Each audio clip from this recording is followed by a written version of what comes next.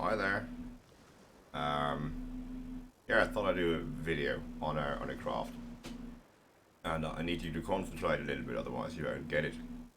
Um, the idea on this craft is that you, while piloting it, you can input a number, and depending on what number you input, you will fly to a certain altitude and stay at that altitude.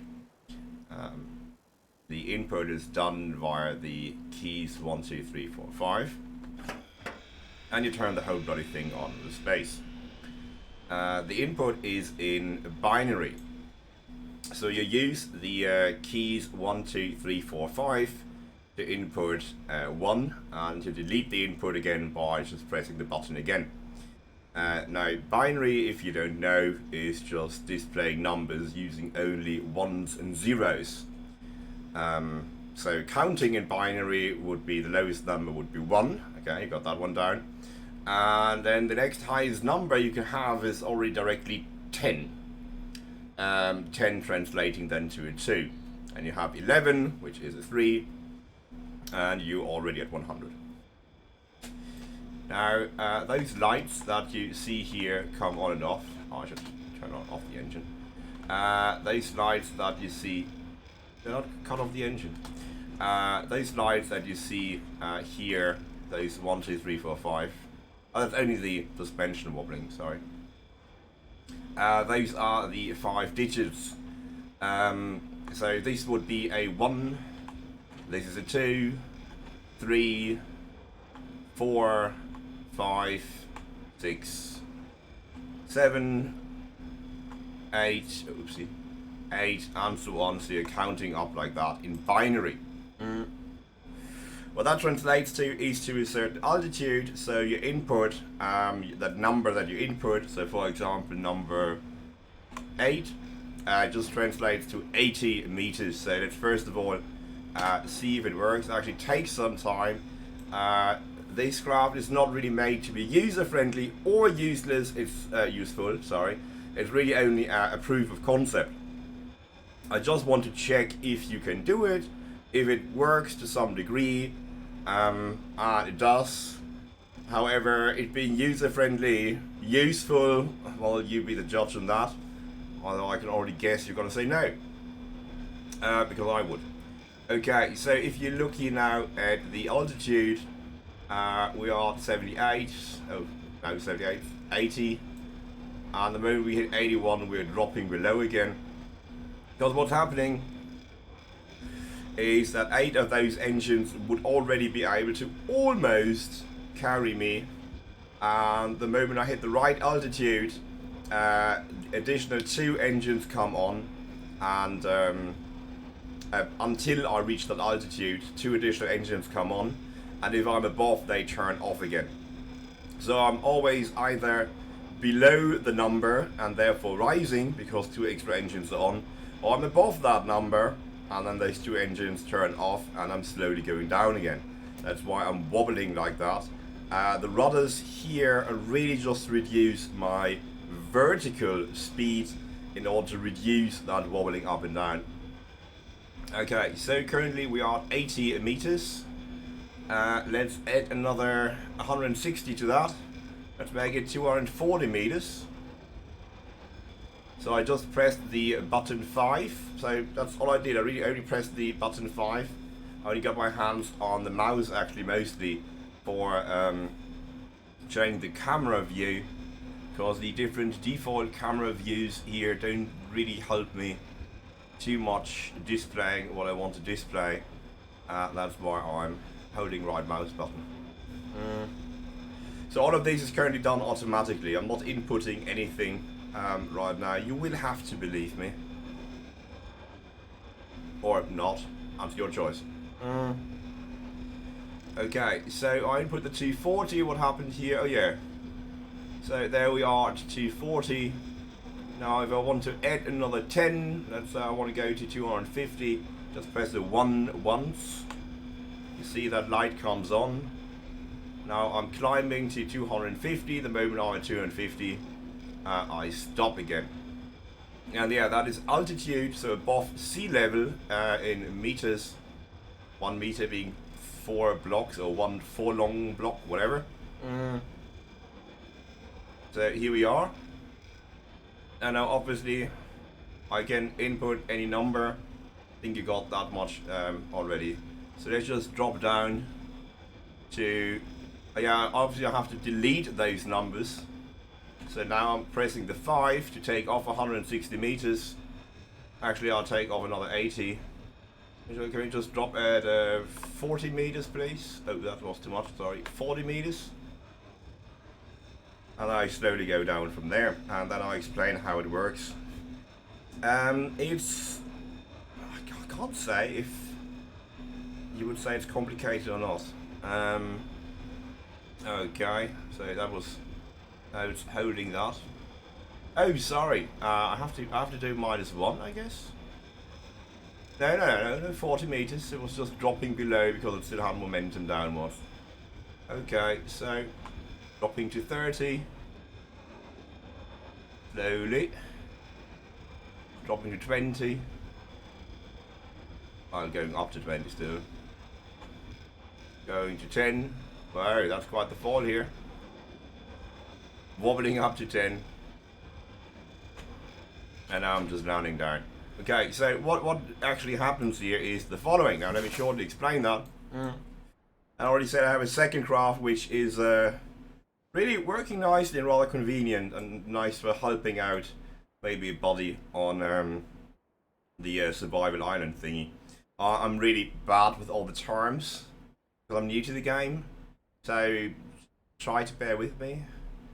Probably use some words which are kind of wrong. So what? I still don't have the controls down. So what's happening here is those are AND gates. Those are obviously altitude sensors, and those are AND gates again. And damn it, I rearranged the stuff sometime in between, so it's kind of stupid. Now this is for my 1 input, and I would love to name those, or well, I could color code them in some way. It's not really as nice as naming them. I mean, those at least I can hover over and see the number. But, whoa, it would definitely be nice if you... Can't, can you? You could, in the options, name it somehow. So what's happening here? That is my input for 1 or 0. Now, that's a bit hard to see here. Zooming in doesn't have that much. What this one does, it's set on toggle and it only takes the input 1. 3, that is the numbers key 1. What happens when I press it, obviously it turns on the light, which is rather handy. The light itself is completely passive, otherwise it has everything else turned off. And now this is connected to all the numbers which would have a 1 in them. So that is pretty much my 0, that's empty here. That is my number 1. In binary, if you want to write a 1, you need a 1. In binary, if you want to write a 2, you don't need a 1, because the number 2 is just the next one. 2 is just 2. However, if you want to write a 3, you need the 1 and the 2. So here we go again. Or in other words, every odd number, in order to be written, needs the 1. So this one is connected to the 1, not the 2. The 3, not the 4. The 5. Not the 6, the 7, you get the idea. This one then is obviously counting for anything that has a 2 in them. So in order to write a 0 or a 1, you don't need the 2. However, for 2, you need it. And in order to write a 3, you need it as well, because 3 is 1 plus 2. However, the 4 is just the 4, so you don't need it. And you don't need it for the 5 either, because 5 is just 1 and 4. The moment you want to write a 6, however, you need the number 2, because 6 is 2 plus 4. 2 plus 4 plus 1 is the 7. However, in order to write an 8, you don't need it again. So as you can see, you have a lovely pattern here. You have no, no, yes, yes, no, no, yes, yes, no, no, yes, yes, and so on and so on. Next one then, obviously here, that's for the 4. And again, the first 4 numbers, you don't need a 4 to write it. Would be rather counter productive if you want to write a 3 and you already started with a 4. However, you obviously need it for the 4, the 5, 6, or 7. You don't need it for the 8. So again, we have a very similar pattern, just a bit more spread out here. So 4 times no, 4 times yes, 4 times no, 4 times yes, and so on. This one is rather, now that you've seen the pattern, it's quite obvious. So 8 times yes, 8 times no, 8 times yes, 8 times no, 8 times yes. So yeah, those are the numbers from 0 to 15, 16 to 31. Then that one's just for the 16. Okay, so let's pick the middle one and see again. What does it do? The moment I press the button 3, all the numbers which need the 4, I mean this is 1, 2, 4, 8, 16. All the numbers which need a 4 in order to be displayed in binary, all the end gates for those will be on. And nothing else happens, really just that. And of course the light comes on. Okay. The other thing that happens is that each of those is an AND gate. Let's just take this one. Is an AND gate, and if all its inputs are not 0, it's going to tell the AND gate over there. That's really all that happens. So those guys, if all their conditions are met, will tell the corresponding AND gate over there. Additionally, I've got altimeters here, and altimeter 0 meters for 10 meters, 20, 30, 40, 50. Let's just take that one. That's an altimeter for 50 meters. It triggers if it's below 50 meters. And this one as well goes into there. So this one will pop on if the number 5 is being displayed. Is being input. And that one turns on if I'm below 50 meters. And that then, those two go into that AND gate. So that AND gate really has only 2 inputs. Now, what does that AND gate do over there? And all those AND gates are really doing the same thing. They just get their input from different sources. So that AND gate gets an input from here and from there. Let's say that input here, that AND gate gets its input from that guy and that guy. It's all really in order here. And the moment one of those AND gates has both of its inputs active, what will happen is that I'm going to zoom in again. No, I don't. Those two here in the middle will turn on, and all of those AND gates here do that. So that one is exactly the same. Ta-da! It's just that those different AND gates get the input from somewhere else. Apart from that, all of those AND gates are pretty much copy-paste. Well, you can't actually copy-paste it, but you get the idea. So yeah, the moment I press space, this one, that one, that one, that one turn on. And over there, those 4 turn on. They are not on full power. So those 8 are just not able to lift the craft. Meaning if those 8 are on, I will be very slowly descending. However, the moment one of those logic gates is activated, those 2 will come on as well, and that will then lead to me ascending. Now you can also have a look at the bloody thing in action now. So if we zoom in a bit, can I zoom in a bit, Marvy? Oh, come on now. Okay, so if I input, for example, a 4. Okay, now you can see that a lot of lights are on here. Now let's have a look at the line that is the second closest to that light that just came on. Okay, so there you see that the first 8, I should say, what I'm the line that I'm covering right now, the first 8 AND gates don't have an input whatsoever. Then the 8th one has 2 green arrows, because not only does it have any input, it additionally has all inputs, because yeah, in order to write the number 8, all I need is the 8.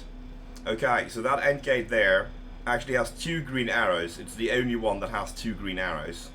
All of the altimeters tell me we are on 4 meters right now. And if you have a look at those AND gates over there, all of those have 1 input, which is the one by the altimeter. And one of them, the one that is corresponding to the number 8, actually has 2 inputs, or all inputs in fact, being non-zero. So currently those 2 jets in the middle are on, But of course, without me pressing space in order to have like the basic engines on, nothing's gonna happen. So the moment I press space, which I've done now, it will go up, and the only AND gates that can be active right now, pretty much, are the 8th one, because I entered the number 8. So if we look at those 6 rows of thingies, on the left 2 rows of thingies, only one of those guys is on, and that is the number 8. The altimeters are set to different distances, and those which are set for an altitude of 70 or below are obviously all non-active. Those are set for 80 or above are all active. They trigger when above. No, they trigger when below, sorry. So there's one, however, that is turning on and off, and that is there someone in between. What's happening with that guy? That's the 80 guy, and the 80 guy now is turning off, now he's turning on. So there's one guy in between who's always being turned on and off, depending on whether we are above the 80 or below the 90, below the 80. So that's obviously the point. And that leads to the engines turning off and turning on again, depending on whether I'm below or above the threshold. I hope you get the idea. It's obviously a bit easier to understand if you already know binary. And there's nothing else in the craft. Don't have forward, backwards. I have that suspension on the bottom, so if I land, I have a higher chance of not crashing. It doesn't do anything else, it's only a proof of concept. However, there is a craft now that I actually built before this. That's my second craft. It totally does not look like a certain organ. So yeah, this now is the convenient item grabber drone. Yeah, I gave it a name. And I built that before. This is not that complicated, but it's lovely in the way that it's very convenient and it's so idiot proof. It's lovely how idiot proof it is. I wouldn't be able to smack it. Well, actually I would, maybe. I don't know. Now what this one does, I don't know why the vehicle controls didn't update, by the way. Does it update if I respawn? It doesn't. That's weird. Okay, so apart from being able to get my landing gear out and in, extending a magnet, very important as well, turning the magnet on, wildly wiggling around with that extension on that thing. Yeah, so you can use that magnet swinging around a bit, and so yeah, it's a bit easier to grab items that way. Can I please pull that thing in again, turn the magnet off again? Thank you very much. Yeah, mighty landing gear, very important as well. But I think it's more about maybe the engine, so let's have a look at those. One thing first is that you can see I've got 6 lights there on top, 3 of them being on right now, and then there is another 1, 2, and then a space, and then 3. Those are the ones which are off right now, the different modes of operation, and the 3 which are on right now are 3 different altitude sensors. And apart from that, I've got some speed sensors for further idiot-proofing the craft. Now, what you do is, first of all, you turn the thing on, and that you do via pressing 1. That's like the basic mode of operation. The lights turn on. The idiot-proofing is on as well. And the thing will rise now a little bit. At the beginning, it's always wobbling a tiny bit. You see I've got those rudders as well for dampening the whole thing a bit. So the idea now is that I have those altimeters as well. You can't set them on this craft. They are already set. So you've got 1 altitude for just not touching the ground.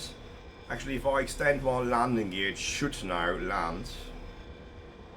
They have full dampening, so it should stop hopping very quickly. So yeah, now it's off. So that is my landing. Now the maybe tiny bit more interesting mode of operation here would be if I press number 2. Let's get the landing gear in again. Camera's always shaking around because I don't actually have any other direction. So this is my traveling altitude. I'm not using any keys all the time, except for when I say I press something. Now actually let's go. Now I just press, I'll just use WASD for normal traveling around. The whole thing was not built for speed. So no need to mention my insane velocity. Sorry, ludicrous speed activated. No, there's really no need for that. So let's travel around here. You see that the third light is blinking here right now. Oopsie.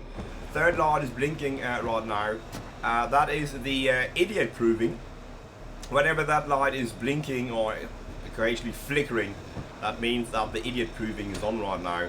In this case, that's my fall speed reduction being on right now. I have a maximum possible falling speed, and that's why it's blinking right now. It's going to turn off again in a second. Now, for the most part, I'm working with the distance sensor towards the bottom. That's why every time I'm going above a rock, I'm kind of jumping up. It's not meant to be operated above water. So if you are above water, it's just gonna wobble up and down depending on the rocks below the surface. It's just meant to not fall in. You will see that bobbing up as well if I hover over that rock now, because now suddenly I have the distance to the ground is lower, and then suddenly it's hopping up and then it's coming down. But regardless, though, this is the mode number 2. This is traveling around. Can I go more in? I'm not used to this map here. So far I've mostly played that other island stranded in space. Okay, so pressing 1 and 2 for traveling around, and now again I can travel around. Yeah, that is that mode of operation. The traveling altitude. Actually it's traveling distance to ground. It's not technically altitude. Okay, then I do have one button to just override all sensors and just go up. Yeah, that's the manual override. That is 3, although it's on hold. This button you have to hold. This is overriding everything else. It just goes up. Lovely for a quick escape. Now you see the third button, the third light is on as well. Now we're going to go after 3. Now I will obviously start descending, and now the 3 button will blink frantically in a moment. Not entirely sure why that isn't wired up. It should actually. Okay, never mind. So yeah, you see I can't fall faster than this. This craft is great for going AFK. Obviously this would be rather boring to watch if you want to grab something from the volcano, for example, if you're going for the dragon engine.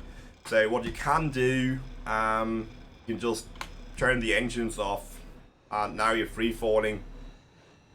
I mean, I guess you're smart enough to turn the whole thing on again at some point. But yeah, you can go quite close to the ground, and now I'm just turning on my idiot proving again, and the thing just catches itself, and now it's going down slowly. So what you would want to do is I saw there are those ball thingies around. There's one. Oh yeah, can we go to mode 2? So I'm traveling a bit higher. So yeah, with that thing now, you can move around at the already discussed ludicrous speed. You're idiot proof, and you can of course crash against the wall. So against the wall I can crash at an idiot proof in that regard. But unless you're really trying to move against an obstacle, it should be. Oh, that's my landing gear, not landing gear. So many keys, so little fingers. Okay, now obviously the moment you demonstrate something, it's not going to work. We all know that effect already. So what I want to do right now is just, actually I can get the landing gear. That's a good idea. So I'm just getting the landing gear out here right now. Oh, that worked rather nicely. So if that was now an explosive item, you wouldn't actually get the magnet out all the way, only a little bit, so that the item is not touching the ground anymore the moment you pick it up. Also the moment you see, oh, it's moving, I got it, you can obviously just hold number 3 in order to fly away with your explosive cargo. Again, thinking of the Dragon engine. It's the Dragon engine, right? Dragon Jack. Oh, what do I know? That volcano item. Okay. So let me pull that in a tiny bit more. The landing gear is still out. So now even if I did wobble a bit, I wouldn't actually touch the ground. Now you can either really go all the way. I think on this ground I'm not allowed to go too much up. So what I'm actually doing is I'm tapping the button 3 here. Because now I'm not allowed to go up. Usually I would just press number 2 to get my travel altitude. In this game I'm not allowed to. Can I keep the board and just go away? I can do that as well. Now I'm leaving, but I can keep the ball, right? Oh, I can't. Oh, come on. That's just mean. That's just mean. I want to have that ball back. What did I... You got the idea. I hope you did. It's still a bit weird how it doesn't update the controls. Does it do that now? Ah, no, okay. So yeah, the 2 is somewhere over there. Although it's probably in the order which you assign. But let's go through them. So yeah, 1 is normal mode of operation. 3 is overriding everything and just going up. WSAD is for forward, backwards, turning left, turning right. 2 is the travel altitude. The arrow keys, which take up a lot of space there. So X, I will come to the arrow keys in a moment. X is to extend the magnet there on the bottom. Arrow keys are to wildly swing your maze around there. M is for turning the magnet on. Y is for pulling it in again. I think that was all. Oh yeah, and of course L for landing, K for landing. You could also say X is for extends the magnets. I didn't put too much thought into that. I just want them to be spaced out, maybe not too close to WASD. So yeah, there would be a practical implication for the craft I showed first. Although how heavy are those? How heavy are those logic gates? They're only 0.6, are they? So you could actually, yeah, 0.6. Well, I've got the other craft that I showed there before. That was that's like 100 of those. So you would be carrying around, okay, 60 kilograms additionally on any other craft. No, it would work. So yeah, if you have the space, you can pretty much add that to any craft, and then can add a set altitude depending on how big you are already, of course. And one thing about the meter scale here, obviously I've got 31 inputs, and those go for 10 meters, 20 meters, 30 meters, 40, 50, and always 10 on. Obviously, I mean, maybe it does make a difference whether you are on 30 meters or on 40 meters, but whether you are on 280 or 290 meters doesn't really matter. So you could space it out more. That really wouldn't be an issue. So you could have 10, 20, 30, 40, 50, and then you go up by 25. You just go to 75, 100, 125, 150, and then you go 200, 250, 300, 400, 500, 600, 700, and you know, just have the distances bigger. I mean, the only thing is that I have 31 steps here, but they don't need to be 10 meters apart. You can space them out more and more as you go higher, so that would make it more versatile. But then again, as I said, it's only proof concept. Okay, if you actually watched this far, you really have nothing else to do. That was half an hour. Go get a life. And maybe you enjoyed something. Don't bother subscribing because I rarely upload anything anyway. If you want the drone, that one with the magnet, not the proof of concept, but the one that actually kind of works. When I have that, I did upload it in the shop. Excuse me, can I have my wheels back, please? I did upload that in the shop. Username's Gotcha. Should be the YouTube channel as well. A convenient item grabber Ignore the version 1, just go for the version 2, which is the one I've just shown, unless you want something less complicated and not idiot proof, in which case you can take the 1 as well. It's really nice for just, you know, grabbing those last 3 power cores or helping somebody else get an item. And you're currently looking at my banana on the internet. You're weird. Okay, gotcha out. See ya. Where's the button here?